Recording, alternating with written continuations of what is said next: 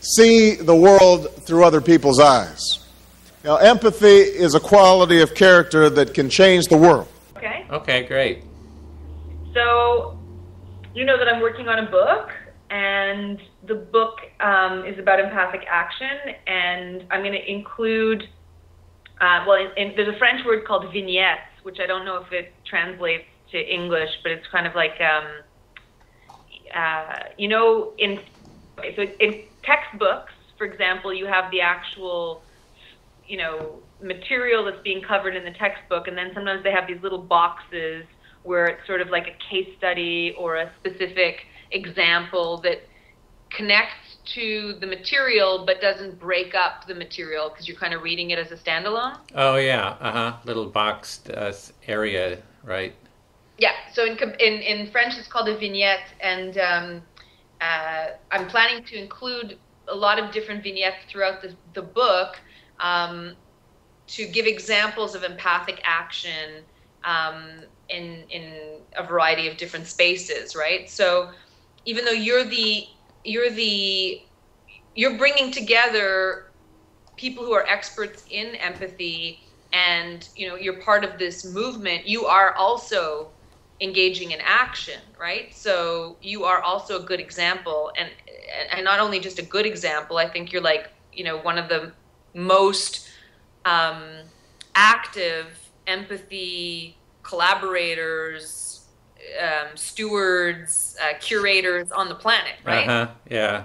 So I'm sure that through the 100 and some odd interviews that you've done, you've learned a lot about empathy, and so my questions are going to involve asking you about sort of just to get a little glimpse in who you are, something about your family, your life, whatever you want to share. This is not meant to be sort of like a witch hunt and like let's unearth all of the sort of. Oh no, let's do a witch hunt. I like.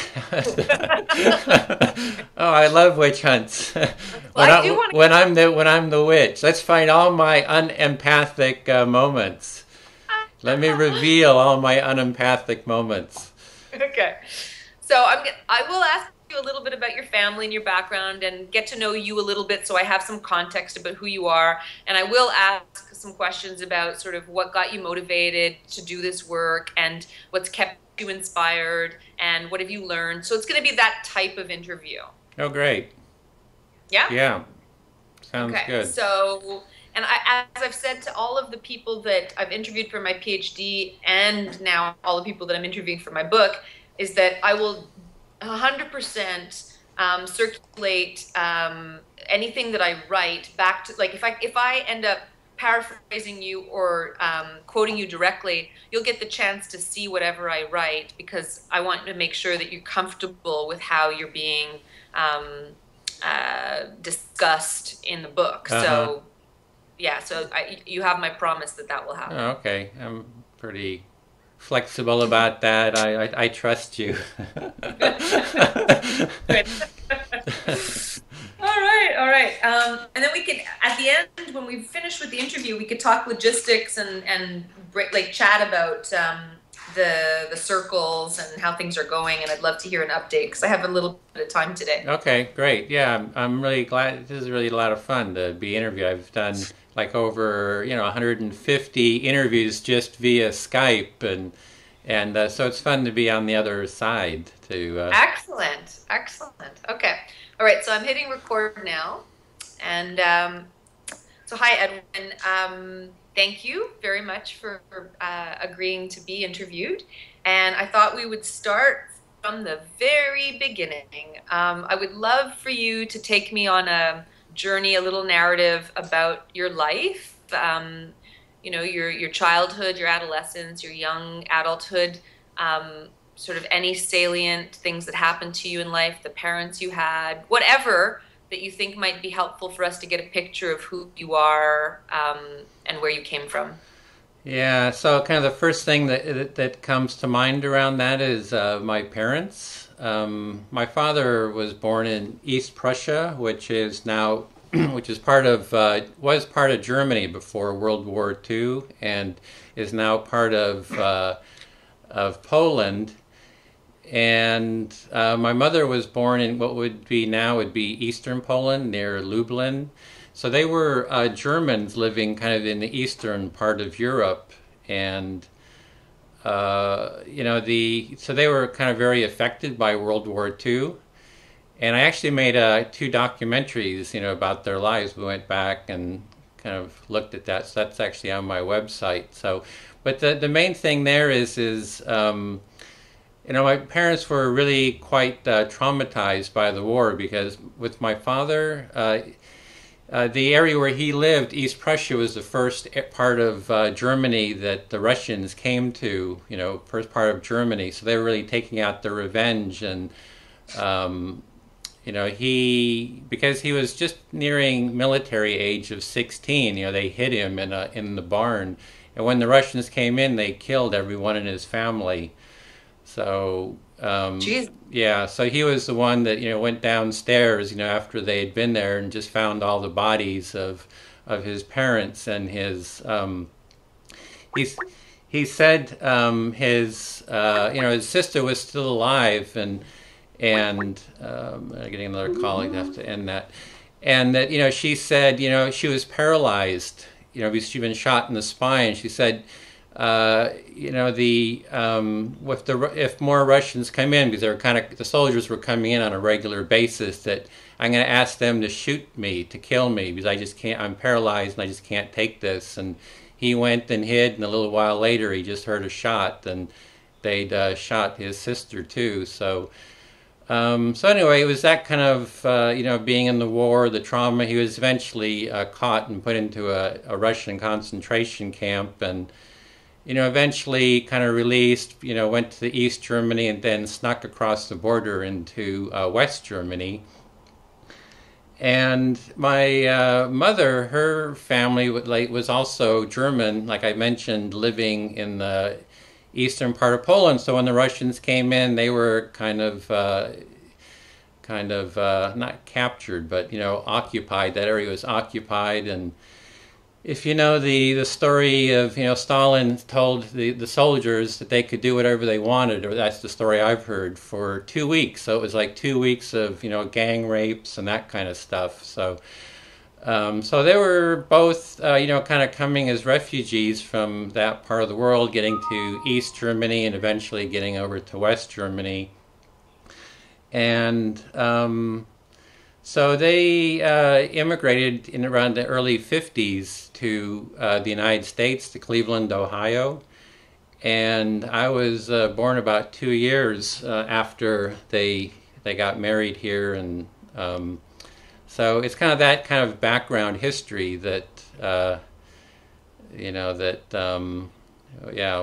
that's kind of the background there. So, and then since they were German, they lived in they were German, didn't really speak English. When they came over, they spoke German. We had German relatives and a German church. So it was actually one of my first languages. I even learned German before I learned English here in the United States. So, anyway, that was, kind of, so there's that underlying trauma, I think, within the family. And then, if you don't mind asking, sure. That underlying trauma, did that play out at all in terms of your parents being sort of, first of all, just a quick question, did they meet back in Europe, or they met in the States? Yeah, they actually met in Europe, in Germany, and they got engaged, but they got married over here. Okay. In Ohio. And so, and so they were obviously, presumably, shell-shocked or living through post-traumatic stress based on what they experienced. And do you think that played out in your family? I never was really aware of it, growing up. Consciously, they didn't really talk about it. But Jenny, I call my parents by their first names, and she talked about, just in the house where I grew up, sleeping and just hearing the branches, kind of on the windows, during, the storm, and kind of waking up with the fright, feeling that it was going to be the soldiers to come in and kind of rape everyone, kind of type situation, so that kind of fear. So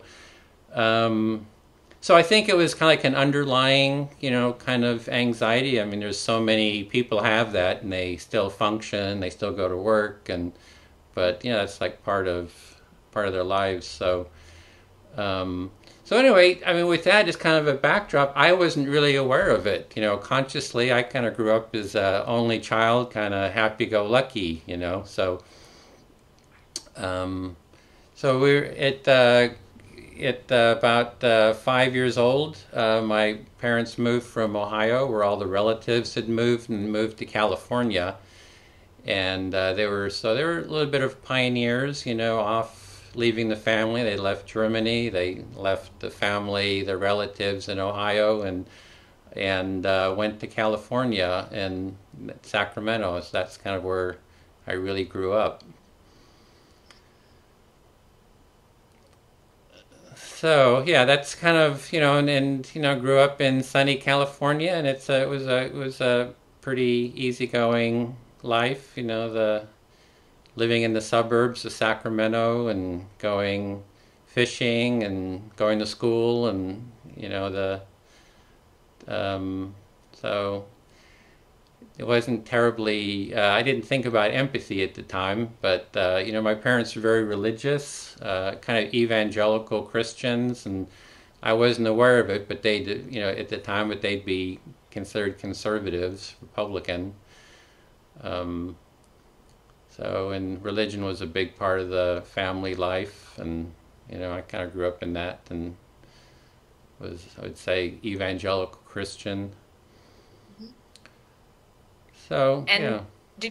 Did your parents model any traits that I would call like sort of service to the community, empathic action? Did they model that kind of behavior, that you saw a lot of volunteerism, or? It was more just the importance of kind of, the Bible, I think, and kind of community around the Bible, like, church group kind of. So there wasn't a lot,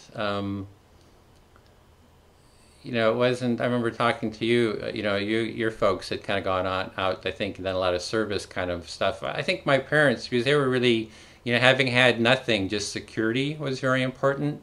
So it was like, just saving everything, trying to buy a house, trying to start a business. It was just very, since it's empathic action, or you're kind of interested in the entrepreneurship, they were very entrepreneurial. It's like my father started an electric motor repair business. And so even at the age of 11, I was about 11, and so I actually started working there. I'd sweep the floors, do all this stuff. I'd answer the phone while he was out drumming up business, and I'd pick up the phone and, Rutsch Electric, no, the boss isn't here right now, but can I take a message, kind of thing. So I kind of worked. I was actually working from about the age of 11 till through my teens, and on weekends I actually had to go work and kind of help out and that kind of stuff. So in terms of service, that wasn't like a big part. That was not a really big part. So so it was more the church, the importance of religion. God, kind of obedience to God and the Bible, and kind of that conservative evangelical, social conservative kind of environment. So, so kind of growing up, and I kind of came of age in the '60s and early '70s. So I think I was probably influenced by the the social movement of the time, the '60s. So Haight-Ashbury. That's not far. It's only. Yeah, I remember as a school bus, we took a school trip during high school, actually came through here, through San Francisco, and it was like, wow, this is really something. I remember, the Berkeley Barb was the magazine here. I don't know if it was like the kind of the hippie magazine or something, and as a kid just seeing that, it was like, wow, this is really different, and that kind of thing. So, yeah, I don't know what part, or what? Did that create some conflict at home as you were being exposed to sort of left-leaning, progressive ideas coming from a family of... Very much so, yeah. It was like wearing jeans was almost like a sign of rebellion, you know. Wow. So yeah, it was. So it did cause kind of friction, and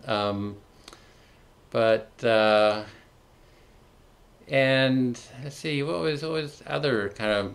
I think one thing is, so I had worked, you know, through my teens, and I was kind of, I think, affected by the '60s. Was, you know, experience life, learn by doing, right?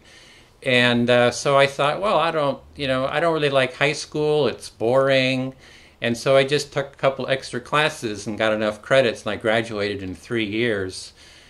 And then I guess from reading like adventure books and all that kind of stuff about the world, like what's the world like out there? Let's learn by doing. That after high school, I took off, started doing some traveling around California, had odd jobs. Eventually, then, took a bike trip, rode to Vancouver, Canada from Sacramento, having adventures along the way. And I just started doing a whole travel, just kind of got into, let's travel around the world, see what the world is like, and kind of learn by doing, putting myself into different environments. And so I did that for, about 10 years, kind of like off and Che on. Guevara then. What? Like Che Guevara. Did he do that? Yeah, around South America. Oh, yeah, uh-huh. Like a long time. Yeah. 10 years, though, that's a long time. That's a whole decade of exploring. Yeah, I did a bit of school, went to school to college eventually. But it was, studying, I went for undergraduate degree, I went to 6 different universities just for my bachelor's. So it was in, here in California, a couple schools, then in Germany, and then to Indonesia, kind of joint research there, and then Germany, and eventually got a degree in economics in University of Texas at Austin. But I think the main thing is I always had kind of this searching, questing kind of quality, and that might have come in part from the religious, kind of taking the Bible and, what's the meaning of life and all that kind of stuff, really taking it seriously. Like, well, you really got to, find out what the meaning of life is all about. And so were you practicing your faith during this time? Was I practicing religion? Yeah, your faith. Yeah, it was like, it was kind of like loosely, but I thought I was a Christian, that I was saved, that I was going to go to heaven, and people were going to go to hell, and, I thought I had the world all figured out, and it was really through the traveling, I think, that I really started kind of opening up, you just, by being with so many different people, so many different cultures around the world, that it was just slowly that just kind of melted away. I don't even know any one moment where it was like the religion kind of just dissipated, just disappeared. And I just started saying, what's really important is people, and how, the people's values and people's relationships, and that it was just, I just kind of started seeing the humanity of people everywhere from people in the slums of Indonesia, who'd invite me to stay in their, in their shanties, or, wherever. It's like, I just realized, wow, if I was living here, I'd be Muslim, or if I was living in India here, I'd be Hindu, or, I just started seeing the kind of the relativity of that, and of the religion and philosophies like that, and just thought really just, people is what's important. And so, yeah. And so this dawned on you slowly but surely through your travels, or do you have any moments in particular that served as a catalyst or an epiphany? Yeah, I think one thing is when I first started traveling, I met someone who was also kind of a traveler. He was maybe, I don't know, 8 or 10 years older, but he'd been through the 60s, had, been through the universities, and he was on the road too. And we became friends and became travel buddies, periodically around the world. And he was a real seeker as well. So we used to always talk about seeking and questing and, really searching for what the kind of the meaning of life is about and, what does it all mean. And so he was, I think that was like, it wasn't like any one moment, but we would just spend, hours just talking about life, about, what was going on in our lives, with the people we'd meet and, and he was one person, he had this kind of this methodology of looking at life kind of thematically. And he would take one topic, one theme, one value, and just really hone in on it, so the word like justice. And for 6 months, he'd be talking about nothing but justice. And then he'd pick another theme like love or perception or perspective or something and just hone in on it. And I thought, hey, that's really a good methodology for kind of digging into life. And so I kind of did adopt that, where I'd start taking topics and kind of looking at it. And I think in the long run, that's what kind of led me into, the topic of empathy and kind of looking at it kind of thematically. So, but I'm always when I'm interviewing people, I'm always asking about that. What is that moment of inspiration? And for me, it's like those moments are always just small, little, tiny, step by step, progressions. I don't seem to have these big epiphanies. So this friend of yours that was friend slash maybe unbeknownst to him mentor in a certain way, or maybe he did know, in addition to him, were you doing a lot of reading? Are there any philosophers or authors that you found particularly insightful or helpful as you were studying mankind and meaning of life? I think it was more as a kid reading Jack London, and that sense of adventure, going off to Alaska. So I don't even remember, philosophers. I think it was more, I really wanted to learn by doing, so I would really work my way around. I'd, work in New Zealand, picking apples, or worked as a hospital orderly, or worked as a kitchen hand in Australia. I worked as a surveyor's assistant and in a cheese factory and picking oranges. In Indonesia, worked as teaching English. In the Philippines, I was working as an extra on some movies like Apocalypse Now and actually some others. Yeah, it was actually a picture of me. My back takes up a third of the screen at one point, so that's yeah. So I wasn't. I read a lot as a kid, but it was just more kind of adventure kind of type books, and it wasn't like I wasn't a real into philosophy so much, I'd say. Right. So can you remember the moment when you thought, hey, you know what? I really want to spend some time thinking about empathy. Well, that was, when I came back to the United States, I worked in the computer field. I kind of got into computers, and I thought, well, everybody's making a lot of money at computers. I guess I can do that too. And I have kind of a technical, from my upbringing, I think, that capacity. So kind of got into computers and was working at Xerox PARC, which is a research lab in Palo Alto. It's part of that lab. Xerox PARC, Fuji Xerox was a sub company there, and so I was in the technology field and said, I really want to do something more in the humanities, because the technical people that I saw who were system administrators, they'd all get all kind of tense. I saw they really got wound up and became tense and uptight as they got older. And so anyway, I wanted to kind of do something more in the humanities. So I kind of left there and started doing some video projects. I wanted to get back to that thematically looking at life and looking at different values, because I see that was really what was important to me. And so I first, did some projects on looking at the theme of trust and the nature of inspiration. And then when George Bush was in office, those conservatives were talking about conservative values. So I wondered, well, what are progressive values? And as I was exploring progressive values, I interviewed like 250 people about their values and all these different, caring and compassion and peace and nonviolence. And one thing I found is when I asked people about caring, and I say, tell me a story about caring. It's like tears would come to their eyes.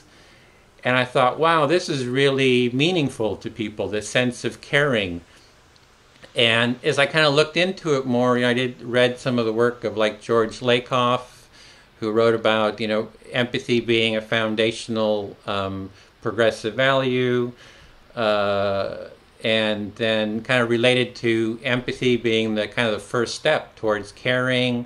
And then, Barack Obama was running for office, and he started talking about empathy. So I thought, that sounds interesting. So I started exploring empathy. And then as I got more into it, I found, like, this is really what I've been looking for. Like, all that questing, it almost brings tears to my eyes, that all that questing, searching I was really doing was about that sense of connection. It was like, how do I connect with others? And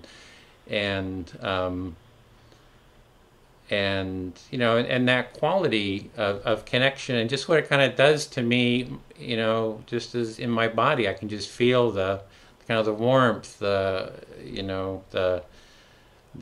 sense of connection, and then the more I kind of got into it and started learning about empathy, reading about it, taking various workshops, some nonviolent communication, compassionate listening, mediation. It's like the more and more I got into it, I said, this is really it. This is really this foundational value that's so central. And it really tied back to my friend Harold, who he used to talk about love being his most important value, and he'd talk about love, love, love, love all the time.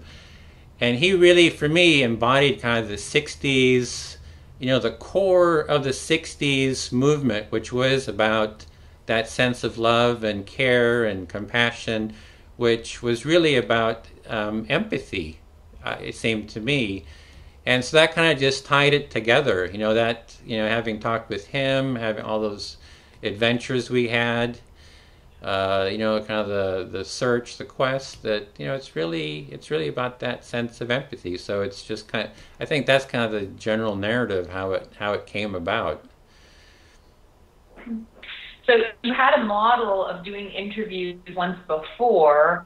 So I was going to ask you, where did the idea of interviewing experts come from? So I guess we'd have to start with where did the interviews on progressive values, like how did that start? Like, how did you decide to interview 250 people? Yeah, like, where is the original interviewing? I think it was because I was always, the questing, the searching is a inquiry approach to life in itself. Mm-hmm. So when I ask people, what's your most important value, I used to say questing, searching, and that asking questions, what is the method for that way of being? You're always asking questions, and over the years of traveling, it was just like asking people questions about life. And with my friend Harold, it was like a whole questioning kind of an approach, so towards to life in general. So I think it kind of slowly kind of developed there. Maybe part of it was I was never very good at public speaking or something too, or I wasn't out there kind of spouting out what I knew. It was more like asking for what's there. So I think it kind of slowly developed out of that. So, okay, I'm going to ask an impossibly big question. And we can take our time with this. So we can start in one place and then you can meander to another place, and I don't expect this to be a soundbite. What have you learned about empathy and the significance and importance of empathy as a result of all of the inquiry you've done lately? Well, I guess one thing I was just thinking that came to mind about the grounding in the spirit of empathy, kind of in the travels that I did, it was like those relationships that I had, kind of the love relationships, and in the terms of making love, right? I mean, in that intimacy was really where I kind of tapped into kind of the essence of, wow, this is so important to me, the different relationships that I had in those years of traveling and just in life in general. And in that love making where you're together with someone and you're kind of very intimate, and it's like you don't have the social, the judgments and all that, and your whole body is kind of involved in it.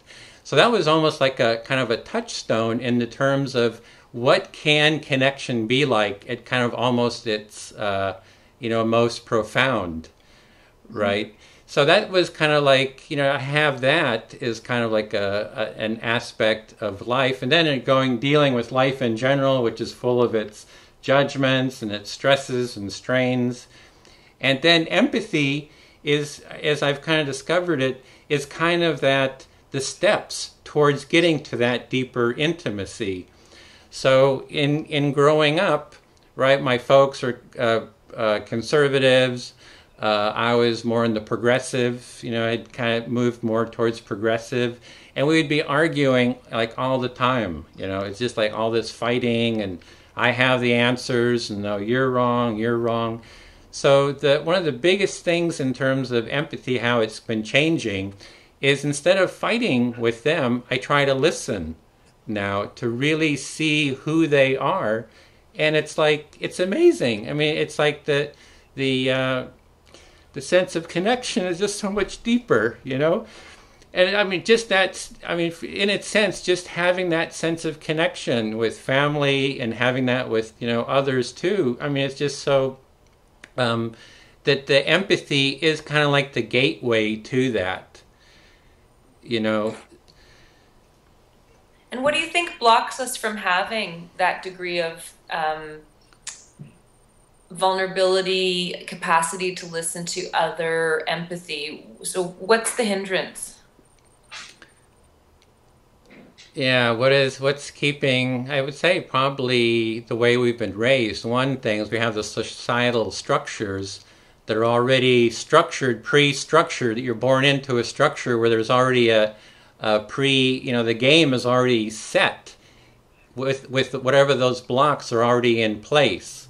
So we're kind of like born into this societal structure that's already geared towards structures that are not fostering empathy. We have a competitive government system, right? Two sides, multiple sides competing, shutting down their empathy and their sense of connection for going for maximum, self-interest and gain. You got a justice system that's geared towards, competition for the truth, supposedly for justice, where you have two gladiators who are the lawyers who are in this gladiatorial, fight, and whoever wins, somehow that's what justice is, which is actually non-empathic. The lawyers, they burn out at a huge rate. I mean, they have all kinds of problems because they're in constant conflict. You have an education system, especially now, that's geared towards, reward and, testing. And you can kind of go on and on through every kind of segment of society. It's already pre-structured in ways that aren't fostering empathy. So, yeah, I don't know if you want to say something there. Well, okay, so we're on a few tangents. I'm going to come back to the same big question again, because I'm sure we could go on another tangent from there, and do that a few times. But right where you're at, what I'm thinking about is Franz de Waal, who says, had we studied bonobo apes instead of chimpanzees, we would think that we're all compassionate by nature instead of competitive by nature, and collaborative by nature instead of, hierarchical by nature. And it seems to be that the better part of our nature is right now the underdog to the more competitive, structured, like if we're both, if we have the capacity to be competitive and the capacity to be collaborative, right now in 2012, it would seem that the competitive nature has trumped the collaborative nature, at least in Western world. And do you think that that's going to change anytime soon? Like, what do you have to say about that? Just, I won't frame. The collaborative nature. I mean, we have both capacities. We have the capacity biologically. There's a biological capacity for empathy, and there seems to be a biological capacity for maybe fear and competition and kind of more hierarchy and kind of dominant structure, and the dominant structure seems to be holding sway at the moment, right? I mean, that's kind of what you're saying, or? Yeah, I'm asking, like, so, where do you think we went wrong? It's like I was saying, I think it's kind of the history, if we go back through history, it's just kind of been that way from generation to generation, that it's, we've had the competitive structures, within the different not just hierarchies, but the different, countries kind of battling each other. How far back do you can go that there's maybe, I mean, I've heard things like, because of, as organization, as people start organizing themselves into larger organizations, they needed a way of structuring, and that so the hierarchical structure maybe was more efficient, or I don't really know, but it does seem. And do we go back to kind of a tribal time or a small group time when those maybe there was more of a collaborative, empathic, capacity was more valued. Maybe some groups had more than others, so it's it's the empathy for me is more of a scale. So it kind of goes up. I was in Russia around the time of the collapse, and it's a very hierarchical structure society, and people just, that's what they know. I mean, the United States has had less fear and more capacity, I think, for empathy in some ways too. So I don't know, where did we go wrong? I don't know, it's kind of, I think it's kind of, this is the way it's kind of been, and we can have that scale of raising and lowering empathy, and I'm not really sure where we went wrong. I see the potential. I see the potential for turning things around and raising the value of empathy. It's like when I grew up, right? I grew up in evangelical environment, and then kind of getting out, I learned more about empathy just from other people, and now I'm kind of bringing that consciousness, that way of being, more into more of my relationships. So. And it's kind of tapping into a way of being that it seems like we're kind of wired for that. So, I mean, I'm paraphrasing here, but it sounds to me like you're saying, like, humanity as a whole has been on a bit of an arc where we've established civilizations and organizational structures as human beings, by and large, that has created a world where we are today. that we're born into superstructures and structures that hinder the capacity for empathy to flourish. And at the same time, because you understand the potential that empathy has, you think that there's a way that we could turn that around if we put some effort towards it. Yeah. I say it is very doable. It seems like it's no mystery at all there's so many ways of doing it that it's, and I keep kind of seeing more, hearing more and more. So I think it's all very doable, We can do it. Okay, so you're motivated to do interviews with people who are empathy experts and to understand it better, and now to sort of move towards action and an empathy and compassion movement. Your motivation is what? How? I don't want to put words in your mouth. So what are you motivated by? It's when I started talking to you about that connection with my family, I was tearing up. I could feel it. I could hear it. It's like just thinking about that is that sense of deeper connection, that deeper care, the lack of stress. It's just that, everybody is kind of seen and felt. It feels so damn good. That's the motivation. It feels so damn good. And you want to share that. You want other people to experience that sense of community and connection. Yeah. I think we need a whole environment that's supportive of that. It's almost like it's like beauty. It's almost like the essence of beauty, to have that. And I see it. It's like with I've been trying to do some conflict resolution within my kind of more extended family. Family members in struggle and trying to mediate, and I can see real connection kind of happening, and I just see that everybody wants it. At the core, we're just kind of like biologically wired. We can't help it. It's just like I have a need to eat. For the hunger pangs come. There's almost like that sense of that wanting that sense of connection.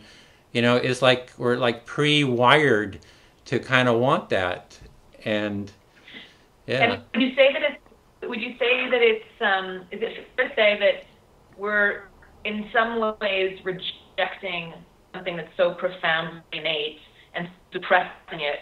Because there's a lot of people who, including myself, I have experiences in relationships where sometimes I feel so fragile and so vulnerable that a hug would melt me, and yet because I'm so afraid of the hug and being exposed and vulnerable that I actually push it away. And so that's just an example, but there's a million people on the face of the earth that right now are hardened on the exterior because they are in such a space, there's such a void of connection.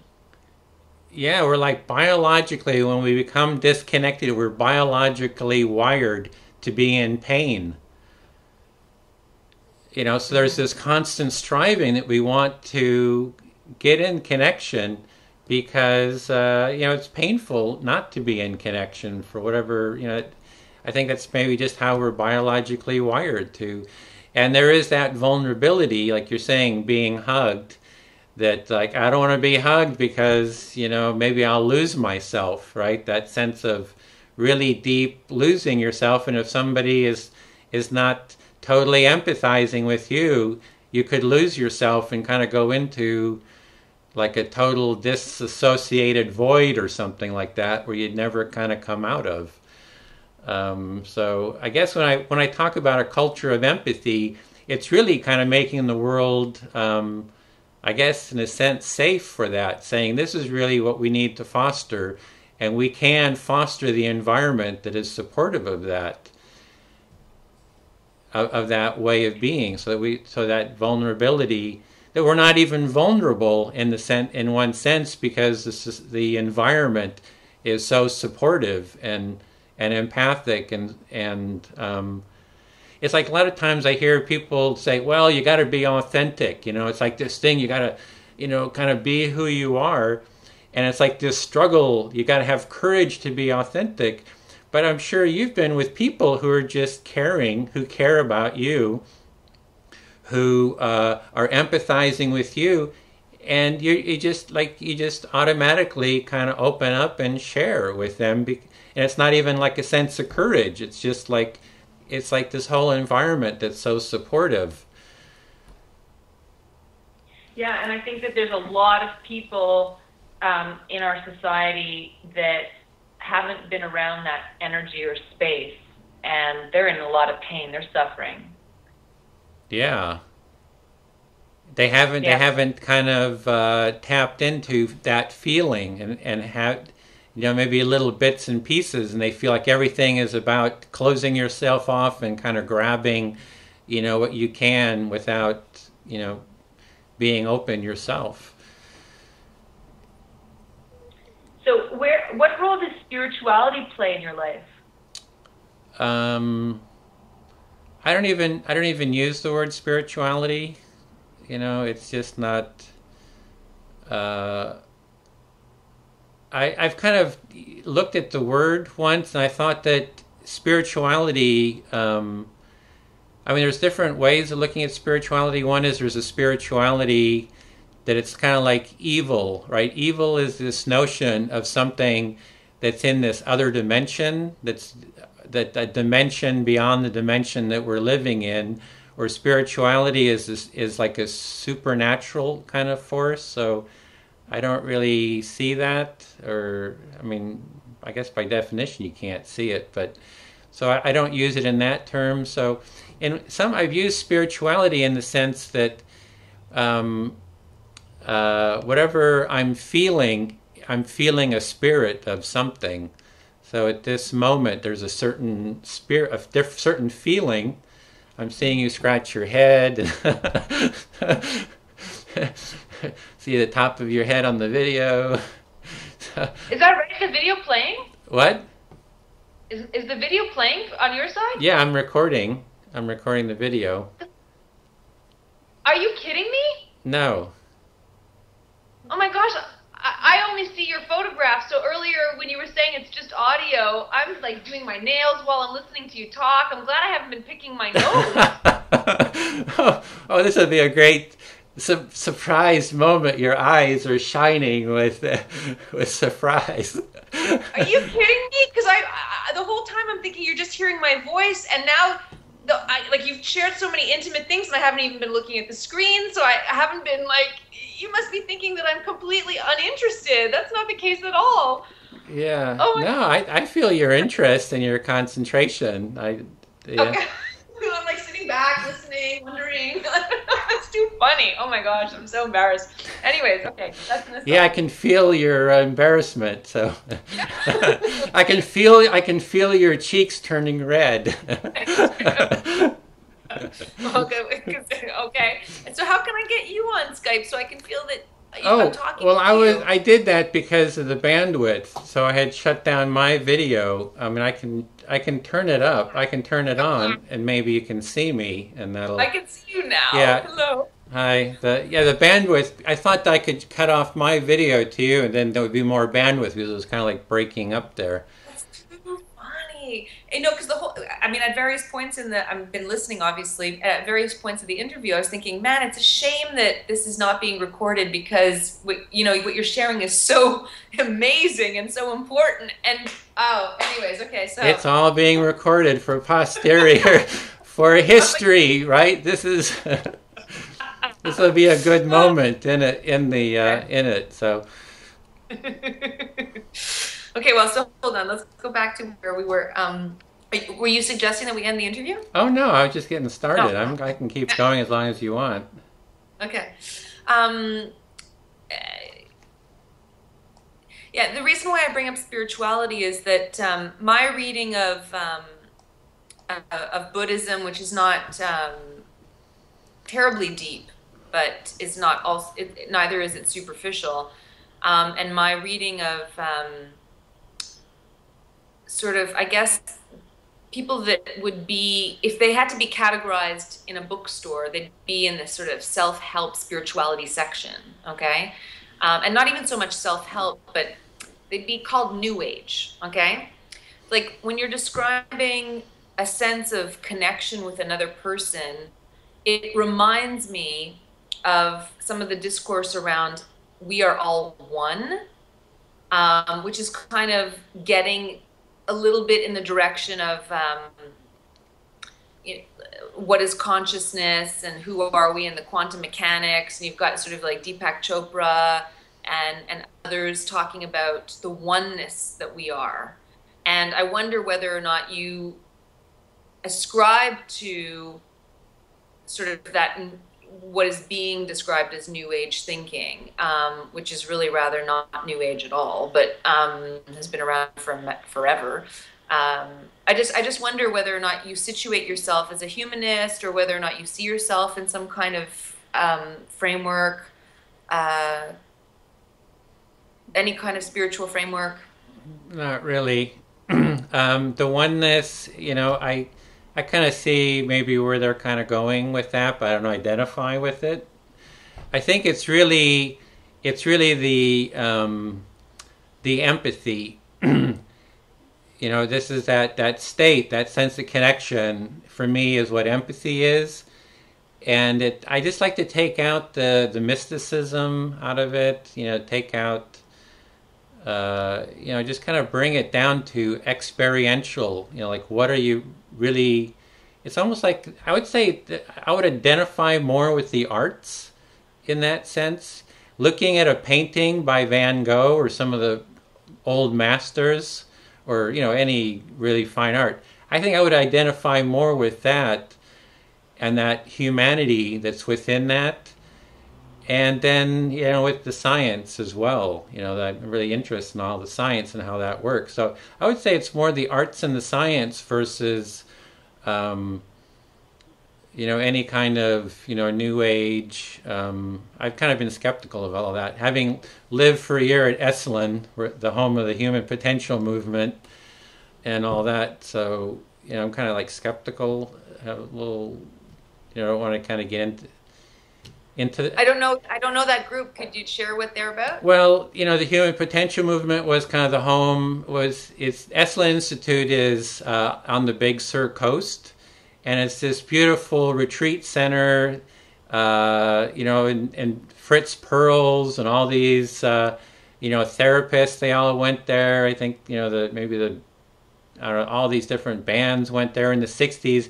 And it was where a lot of this kind of stuff came out of for the New Age kind of thinking, and that sort of, I think it was called Human Potential Movement, just the human potential, the psychology and all the different, I'm not real versed on it.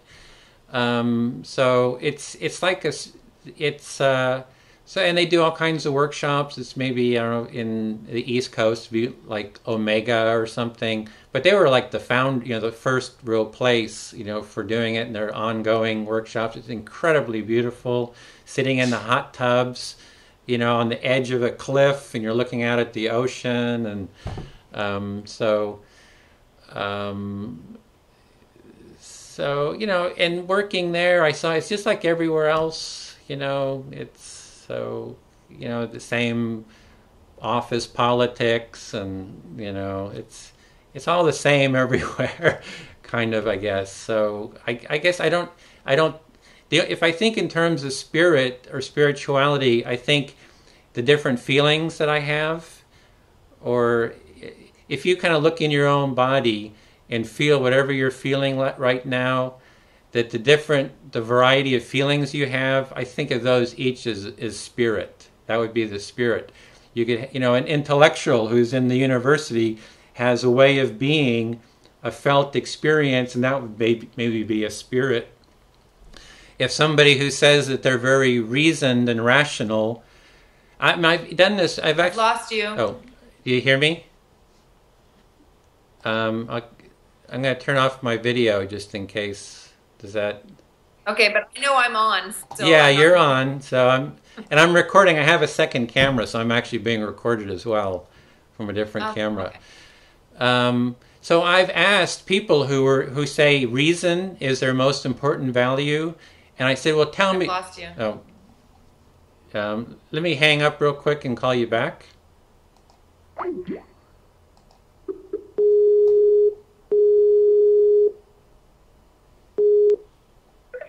Hello? Okay. Yeah. Oh, great. So I've asked people like who've said reason when I was doing those interviews.